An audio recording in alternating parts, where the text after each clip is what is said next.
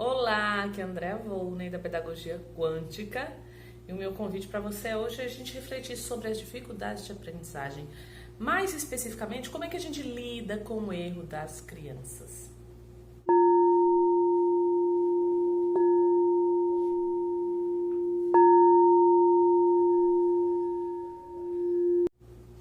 Então, gente, eu tô aqui hoje viajando, parei aqui no hotel para gravar rapidinho esse vídeo para vocês, pra gente refletir sobre essas questões, dificuldades de aprendizagem. Como elas nos inquietam, não é? Como a gente fica fragilizado diante das dificuldades dos nossos filhos. Como a gente fica inseguro, medroso, assustado, achando que existe algum problema, achando que aquela criança não vai dar conta, achando que meu filho tem alguma coisa diferente de todo o resto. Então eu quero que você pense com muito carinho sobre as colocações que eu vou fazer para você aqui agora. Nós precisamos olhar o erro como constituinte do processo. O erro, dependendo da forma com que eu olho para ele, ele pode ser uma ameaça, né? E gerar todos esses sentimentos em nós, pais, mães, professores, né, educadores, e a gente começa a se angustiar com aquilo. Quando a gente acha que o erro é um sinalizador de algum problema. Mas eu posso olhar para esse erro de uma outra forma.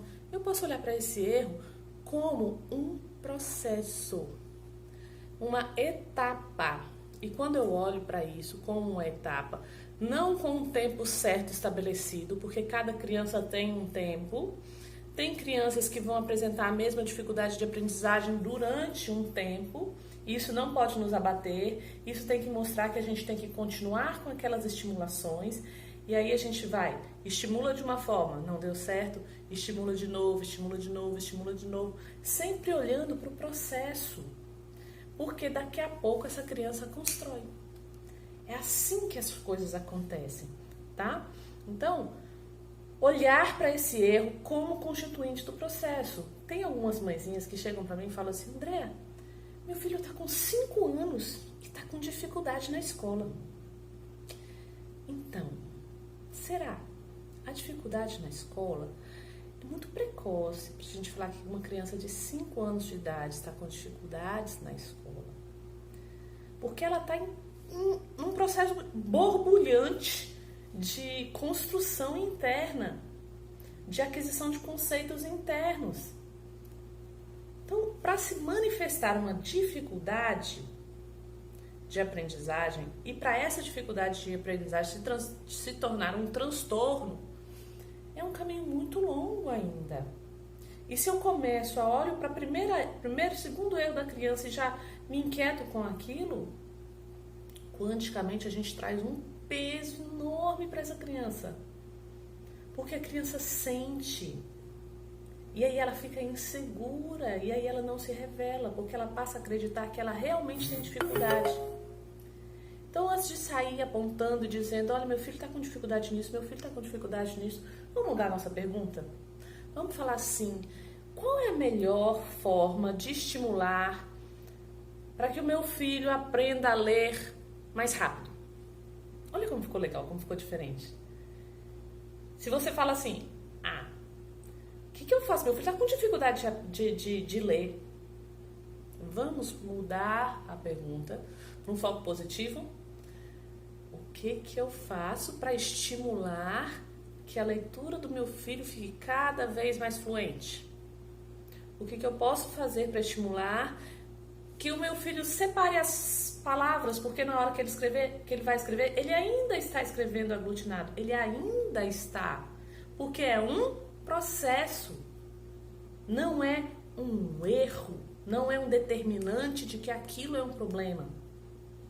Algumas crianças vão gaguejar na hora de ler com mais tempo, outras crianças vão ter dificuldade na escrita do texto por mais tempo, e isso não significa que é uma dificuldade permanente.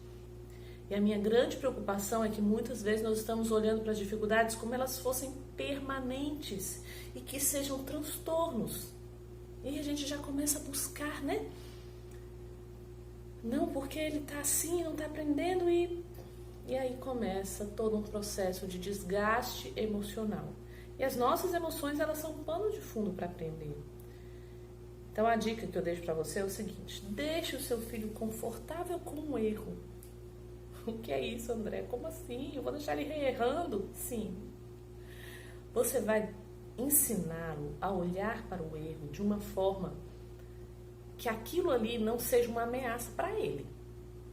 Ele vai construir. Ele não vai se acomodar naquele erro e vai ficar ali. Ele vai construir. Mas ele precisa olhar o erro como um processo. Então, eu fiz desse jeito. Ixi, mas desse jeito não ficou legal, então eu vou fazer de uma outra forma. Deixa ele perceber. Diminui o seu grau de necessidade de que ele faça tudo corretamente o tempo todo.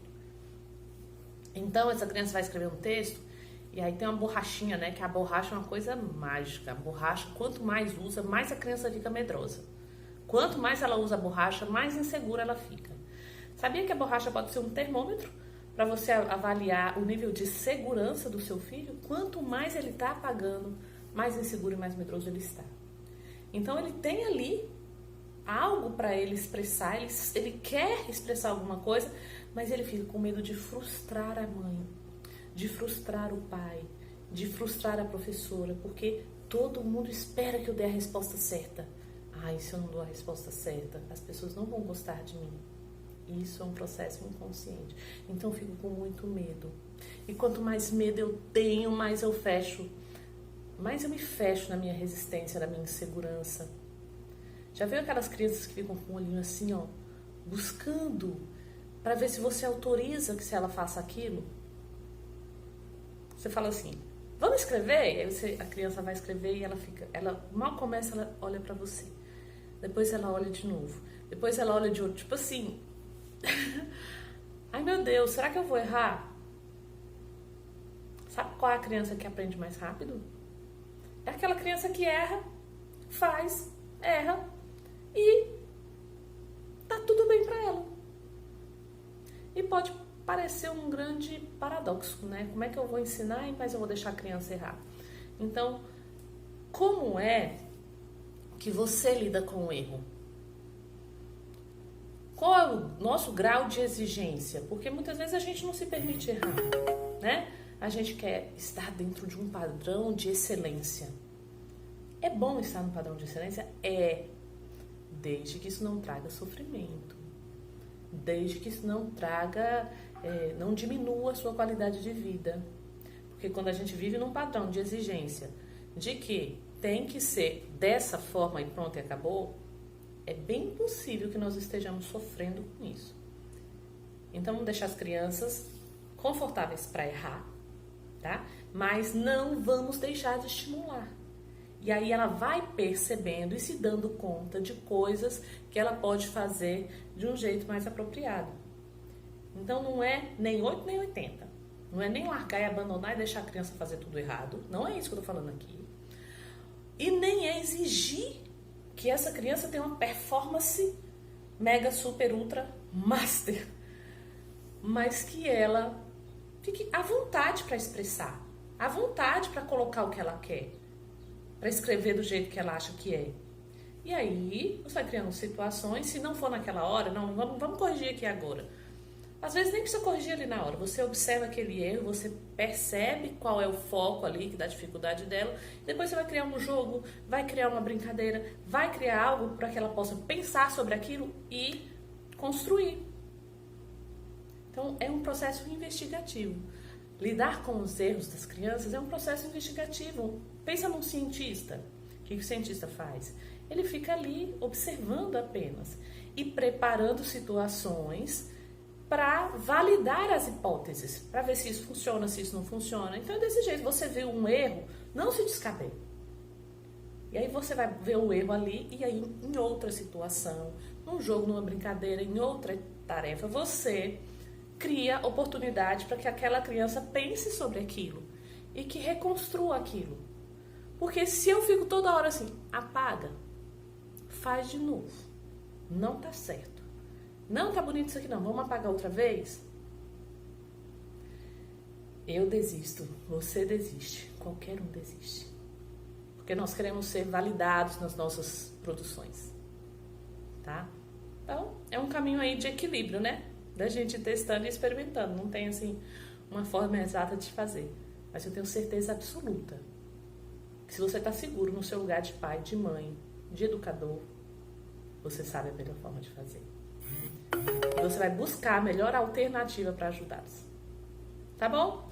Então vamos seguindo com confiança quântica. Quem quiser ter ideias de brincadeiras, vou deixar aqui embaixo o link de brincadeiras quânticas. Tem várias dicas para desenvolvimento de foco, de atenção, de educação emocional, de autopercepção, de olhar para dentro, de desenvolver uma inteligência que é chamada de inteligência intrapessoal. Então lá no curso, um mini curso, bem simples, rápido, que não vai ocupar muito tempo, mas que vai trazer para você conceitos bem legais para você estar construindo a sua percepção sobre a aprendizagem do seu filho, ou do seu aluno, ou do seu paciente. Tá bom? Grande abraço de luz e confiança quântica.